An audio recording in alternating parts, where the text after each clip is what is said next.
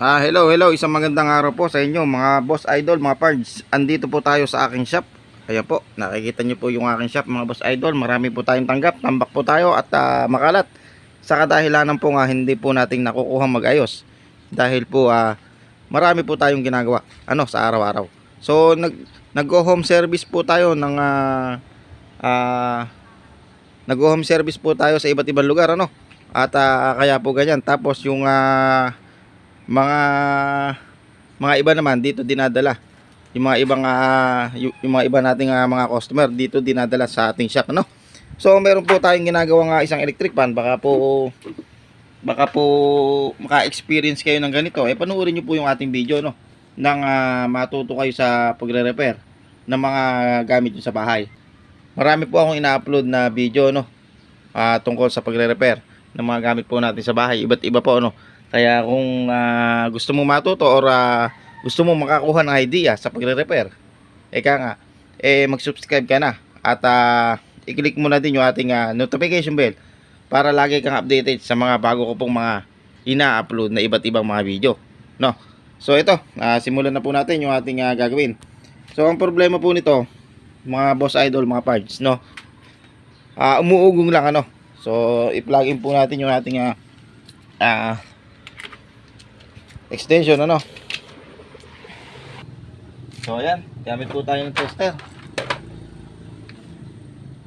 So ito ay nakaset sa extend So ayan. So lagay lamang po natin yung ating test probe. Ayun. So ito po ay kasi ito yung number 1 niya, number 1. Ayan, yan yung number 1. So number 2.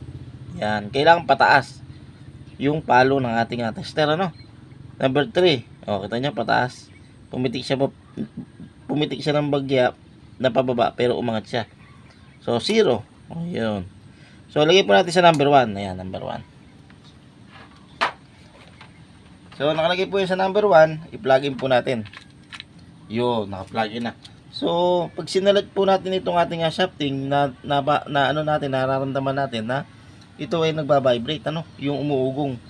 So pag inikot po natin, ayan umiikot umiikot po siya. Pagka nagtagal hinto. Pero bunutin na po natin yung ating saksakan baka masira pa yung makina Pero pagka inikot po natin ng kamay yung ating shafting, ito shafting kasi tawag dito Pag inikot natin ng kamay ito, magaan lang siya iikot Pero bakit hindi mapaikot ng ating makina yung shafting So sabi ng may-ari, ito napalitan na po ito ng makina. Ayan bago po yung makina niya So palagay ko po tanso po yung kanyang makina. So paano natin malalaman Ang gawin natin, i-cut po natin itong wire. Huwag niyo pong kakalimutan yung saksak Kailangan nakatanggal yung saksak So balatan po natin to I-check po natin muna yung ating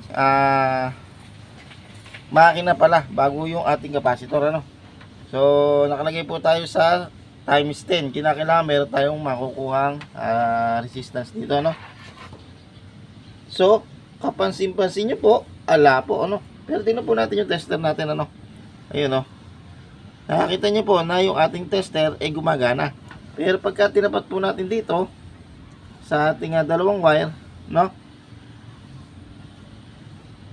So wala pong koneksyon.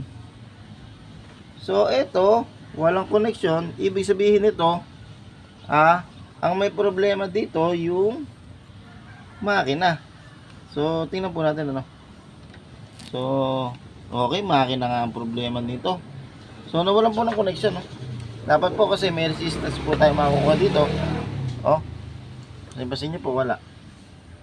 Kahit palitan niyo po ito ng bagong capacitor, hindi po siya andar Ayan.